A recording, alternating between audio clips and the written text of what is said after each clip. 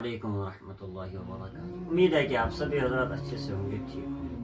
آج ہم بات کریں گے اعتکاف کے بارے میں۔ اعتکاف کی شرائط کیا کیا ہے، یعنی واجب اور مسنون اعتکاف اس وقت صحیح اور معتبر ہوگا جب کہ ہوں گے، یعنی یہ شرط اس اعتکاف میں پائے جائیں گے تب یہ اعتکاف واجب اور سمجھا جائے گا۔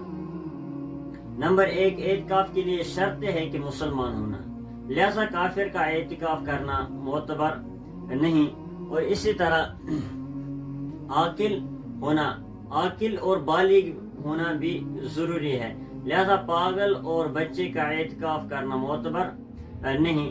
نمبر 3، نیت کرنا، لہذا اگر ہم بلا نیت مسجد میں ٹھہرنا اعتکاف نہیں کہلائے گا۔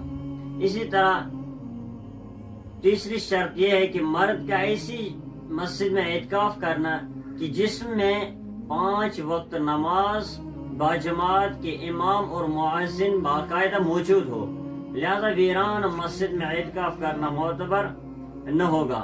اور اسی طرح اعتکاف کا روزہ ہونا، یعنی معتکف کا روزہ دار ہونا، بغیر روزے کا اعتکاف مسنون اعتکاف معتبر نہ سمجھا جائے گا۔